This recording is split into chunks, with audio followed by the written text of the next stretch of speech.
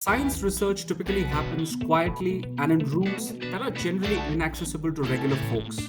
Now, this aspect is amplified even more if you are, say, working in a field where you're looking for particles that, in all probability, you will miss even if they were around you. That's why gravity wave researchers isolate themselves, much as we all find ourselves doing now during the coronavirus pandemic. And that's why I have today a guest who knows a thing or two about both uh, the research that happens and the research that happens almost in a state of proverbial lockdown. Dr. Karan Jani is a black hole astrophysicist and a LIGO scientist, and we're going to speak to him today about research in the times of coronavirus. Welcome, Dr. Jani. Well, thank you so much for having me, Karan. And love always to be back at Great. Swarajya. Thank you so much for being here. How is it going uh, since the outbreak? Well, I mean, there's a lot of routine structure has sort of broke down in just general life, especially within the United States, where, as you can see now, that the impact has been more than much of the global, crisis going elsewhere. Um, in terms of research specifically, let's say because I'm part of a university structure, our university is closed down, so we don't get to have this usual discussions we have with other astrophysicists on the floor, my senior colleagues, my students. That whole process of getting together and discovering, hey, did you see this new paper that came out? And from there, usually the science conversation starts with this sort of someone else's discovery, and then you are interested and you want to sort of write something about it. So that whole thing has halted, Right. right? And so that means working from home, and we have a strict routine so that we keep meeting. All the students, everyone in the group keeps meeting on Zoom, so we are still connected. um, but that's all that fortunately affects me because I'm a theoretical physicist, theoretical Right. astrophysicist. I do work on an experiment which always is away from us, which is the Laser Interferometer Gravitational Wave Observatory, the LIGO. Um, Yes. and it was only last week that the LIGO observatory had to be shut down too. And that's that had to be done because both the sites are, one site is in Washington where the initial outbreak was, even if much farther away from the density of people, and the second site is in Louisiana, which is now a new outbreak center. So it had to be done, just like most of the universities. And of course, these two centers were quite hit by coronavirus, but there was also another country itself. Italy was hit pretty bad, and there's a LIGO facility there as well, right? It's a Which has been Virgo shut down. facility, so it's a sort of Right. another collaboration, the Virgo scientific collaboration. They operate the Virgo detector, and together we have all the three detectors. And now we have one more Right. in Japan also, which has just started taking science run. That's a detector called Kagra. Dr. Jani, sometimes at a time like this, when we are trying to find a way to hold our own against the virus, it might seem like this is a biology problem, or more specifically, a microbiology problem. But that's not entirely true, is it? In these times, we see sort of various scientific fields, sort of people from various areas putting their heads together and finding a solution. That's a fair statement. I think some expertise can be shared. For example, I see a lot of physicists doing very sophisticated data analytics these days. In terms of where the virus is growing, how you could sort of track few parameters in this kind of an exponential growth. Um, that said, this situation in a pandemic, um, and in my opinion, has to be more written down rules already. I mean, right now everything feels very ad hoc, that everyone is trying to do Right. everything. The pharmaceutical company, the researchers, the government, the industries. But the situation is almost like the preparedness has to be something similar to a war, right? You have to have set of protocols written down that this is the step one that one is going to do, step two, step three. So I hope that going forward, what this situation allows is to bring experts not just from microbiology but from all disciplines and get together and have a sort of a contingency plan, on what should be done at times like this. Right, right. Because a couple of things that I can think of is, for instance, people are still wondering how temperature, humidity, etc., Exactly. affects the virus. That is probably an area where physicists should come in, or even in terms of like using X-ray crystallography, for instance, to observe the structure of the molecules and stuff like that. Yeah, so already all the tools that we have in terms of transition from physics to the biophysics aspect, I think by and large the tools are available there. This Right, virus in terms of its properties, and by properties I mean very basic physical properties, would not be much different than any other virus per se. right, And the tools that are already there, it's again, I think this is a more of a public health administration problem, right. then, because if you want to sort of give an incentive to research right now, it may just be counterproductive, for the very Right. reason that a one has to maintain social distancing. So a lot of these problems you could only solve back of the envelope at your home. uh, Right. and you can't have access to, rightly you cannot have access to labs right now to perform any of it. And the second is it's unlikely to scale up at the level at what the pandemic is, right? It's Right. not, I mean, one can publish a few papers, and I mean biologists publishing those papers may, or immunologists particularly publishing those papers makes more sense because they have some level of expertise. But I think everyone else jumping into it, I think it would just create more noise. Within the scientific community, what's the talk? Like, how long do you see labs, facilities being shut? When do you is there any sense of maybe this is when we are looking at to sort of get back to work? Um, we don't have any particular date such that in mind. I mean, we have I mean, for a researcher who's in universities, we usually stick with the university timeline. So let's say the semester ends end of April, and then the summer semester starts in from May to August. So it seems unlikely that business as usual would be there till the end of summer semester. Um, but in terms of, let's say, if you ask me, specifically, we are not really much missing out. The universe has the things that it has, like the black holes would keep colliding, and we would always keep finding them. So if we don't measure it for a month or few, that doesn't really change much. And thanks for that, because that's a good segue into my next question, which is, of course, black holes are the subject of your research, and they were also the subject of a paper that you recently published, the work that you did, and it was featured on Nature Astronomy, I think, in the March edition. Yes. Could you just briefly tell us about the research and what are we exactly trying to understand here? Yes, I was very excited to have that paper, not only in Nature, but it was also the cover story. And, it's one of these benchmarks in the field that you always feel glad to have sort of reached and touched. Um, it's there are certain classes of black holes in the universe. Like generally black holes in a large speak, they are only of three kinds. You can have black holes that are at the centers of the galaxies. They are millions to billions of uh, size bigger than of our sun in terms of weight. One of the beautiful pictures of that was taken recently by our colleagues at the Event Horizon Telescope. That was the first picture of a black hole.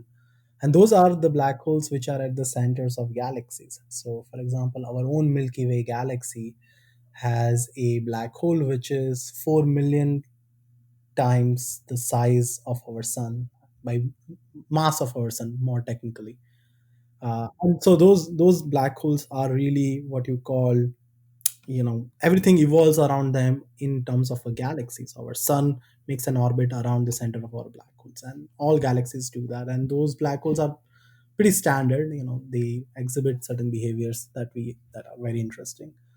The second category of black holes are the ones when a star dies, and this is so the one of the legendary works of Subramaniam Chandrasekhar, that he found out at what mass does a star die and become a white dwarf, and beyond which, it would end up being as a black hole. So those black holes are the ones that LIGO finds. The black holes that are just like 50 times bigger than our sun, 30 times or 10 times bigger than our sun. And they can, I mean, LIGO is right now able to find them almost till half the age of the observable universe. So it's pretty far out we are able to see and study these black holes. But then there is this mass gap. You can either have a black hole from a star which is only 100 times bigger than sun, and then the galactic centers are at least a million times bigger than sun.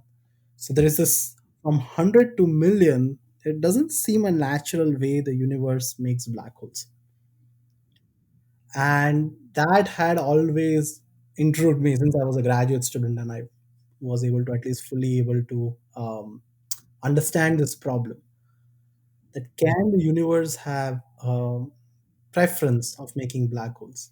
And when you look at just Einstein's general theory of relativity, the math for a 10 solar mass, a black hole which is only 10 times bigger than sun versus 1000 or versus million is the same. Black holes are the simplest objects in the universe. They are just so simple, it's astounding how simple the formulation is. Uh, as Chandra once said, that you can, the only thing that makes black holes is our mind concepts of what is space and what is geometry. Right? You don't need anything else. Like there is no physical description of the world that is there in it. It's pure geometry, and so it exists already is very bizarre. But so these big-sized black holes cannot exist by many sort of, or we are unable to find out very conclusively if they exist. So that paper was ma- one of sort of the attempts to figure out a way that through gravitational wave detectors like LIGO and more the future gravitational wave detectors, the one which will send in space, can we find this kind of a new class of mid-sized black holes? You can say them mid-size, you can say them intermediate mass black holes, but they are essentially a new class of black holes. And the reason, it's not just about finding them and making a stamp and saying that, oh, this black holes also exist. If they exist, they are a leftover sort of replicas of an era of the universe that is not around us right now. So if you find a black hole which is, let's say, 200 times bigger than the sun, it is impossible to make it out of a star, but it can form from the very first stars that were born in the universe, because those were really big stars. They could be primordial black holes that Stephen Hawking had very famously predicted. And we still don't fully understand how galaxies, have this million billion solar mass black hole at the start. Like how do you have a mass concentration of a billion solar mass suddenly there in the universe? And one possible pathway is that the universe first makes this intermediate mass black holes, and then they start feeding them over the time and they become this. So these black holes are very connected to what the universe is right now, but they are not there around us at this point. And that's what is extremely fascinating, I think, in terms of trying to understand. So the paper actually laid out a few calculations of where and how you can find these black holes with gravitational waves. Uh, of course, the second milestone that I have to touch upon is that a little over 4 years ago, I think the foundation for a gravitational wave detector in India was laid, and you've been a part of that. How's the ride been like? It's Yeah, I mean, it's a real honor to be living in an era where, as a scientist, it's an honor in the sense that you have mature democracies funding science in a very democratic way, and these are cutting edge ideas, right? And especially India to be participating in a field right at its birth. It's very few times that we as a country has invested in science when it is like as fresh and new as something like gravitational wave astronomy. Um, and the over the 4 years, the scientific the impact of this in broadening of science in India, especially among students, college students, school students, to appreciate science. I think that has been phenomenal. It sort of is tangential with the fact that we are also in the space new space age in India, right? In per se, like we have Chandrayaan 2, we have Gaganyaan. So all these things are also keeping space in general excited. But in there is one thing of saying that you landed on moon or you want to explore Mars, because that is something it fits to your intuition easily. But to say that you want to detect this four-dimensional gravitational waves that are around us all the time, but human brains cannot perceive it because these waves are we have not been evolved as a species to understand these waves, and that is a very difficult thing to explain, right? And the fact that the government has invested so heavily into such a project, Prime Minister in particularly being so enthusiastic, and I distinctly remember the time when I met him in Washington D.C. I was it was incredible how much he sort of knew already about this, and he asked us questions which are genuine questions that anyone else like you would have asked or the student would have asked, who's really curious about the field. Um, so and since he gave a monkey bath and explained it in very nice Hindi to a broad audience that I think we scientists could have almost never have explained it. So in that sense, the this feels very comforting to me as a scientist that we are investing in science. We are telling the taxpayers, your money is being spent on science. This is the science that is going to get out of it. So there is that impact.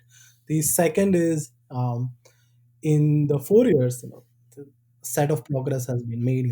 The site selection has been done. There are various government agencies that are um, uh, making it, and there is a subtle difference of doing large scale project in India versus doing in the US, and that you I think get to sort of experience only when that process is unfolding. Um, so things such as a very simple example, I was at the LIGO detector in Louisiana, right? It's again a very remote facility to take almost an hour drive from where the guest house was. And even if we end the working on the detector at 3 a.m. at night sometimes, because you start working only when it gets a bit quiet. That's when you enter the vacuum portions of the detector. So you go back at 3 a.m. and you can't just really just sleep there. There's only one vending machine and there's nothing to sleep. You just have to take your car and drive back, and that's how there is no canteen on campus. So you bring your food and you work there. That's a I think a sort of a mindset here that the federal facility, because it's a federal project, you cannot take over other businesses that are going to come naturally. So if someone wants to make a motel outside, it's their choice. It's not something that the government can take job of. Versus in India, you make such a facility, you first have to have a whole civil infrastructure built. You need a place for scientists to stay, you need their families to stay. It's a much more elaborate process in that sense. And it nothing, I mean, it's just the way the cultures are. We if we keep a site which is remote, and if it's not within an hour commute every day, you have to make sure there is enough space for families and scientists of the families to say.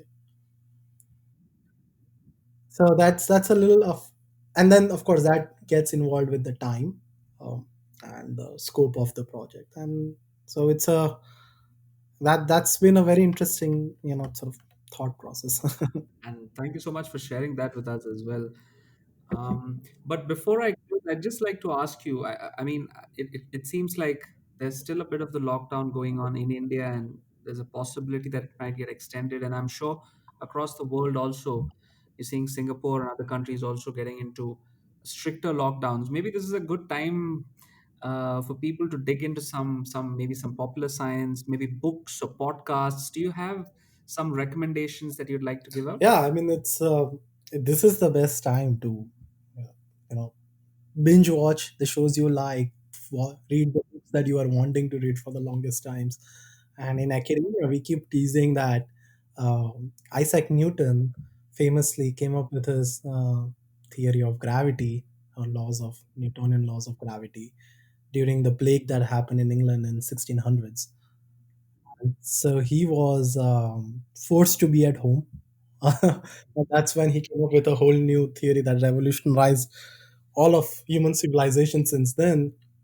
So we were like, okay, well, one of us should also come up with that.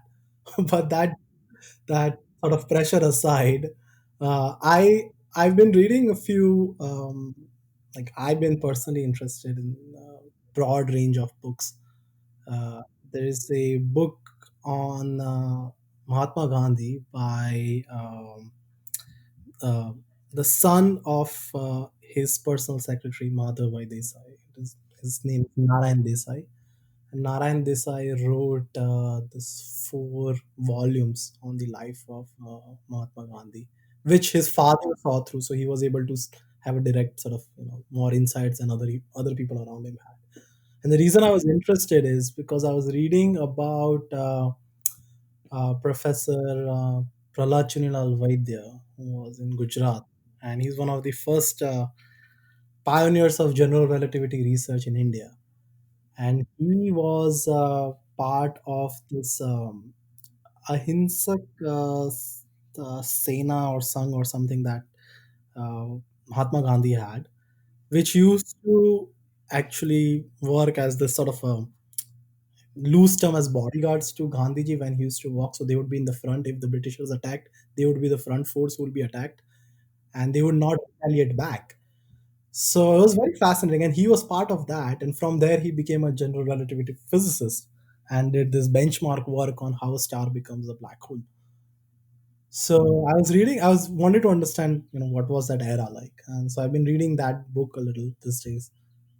The other thing that I mean, I for a lot of millennials, I don't now suggest books because, or a the attention span for the books are decreasing more and more over time, and there are better visual contents out there. So a thing that I absolutely watch like 10 times a day these days is a TED Ed video, and they talk about like something very basics, like how does tattoo remain on your skin even if your skin shreds. Things like those, which I find like, yeah, well, I should have thought about it too. And what else? Like one thing which, on a more book side, if one wants to read the Stephen Hawking's last book, big short brief answers to big questions. It's a good book to indulge, especially at this time when a lot of us also feel the existential crisis in our face, right? And I think one thing that I'm most worried as part of this species is, the amount of knowledge that we have collected. It's just so tremendous, right? We have a decent understanding of how the entire universe started. We have a decent understanding of how evolution worked from a microbe, from a bacteria all the way to human life. And we have all this technological advancement, and as a species we are carrying, it's like a burden we have to carry. And a simple pandemic can pretty much wipe out a good portion of the humanity from this knowledge, and it could halt most of us from pursuing this knowledge. So I think that book is a good reminder of, what we have sort of have as human beings. I think that's a good perspective to close the episode on. Thank you so much for joining us today. Thank you. We'd like to have you on more some other time. Thank you for having me. Pleasure always to speak to Swarajya.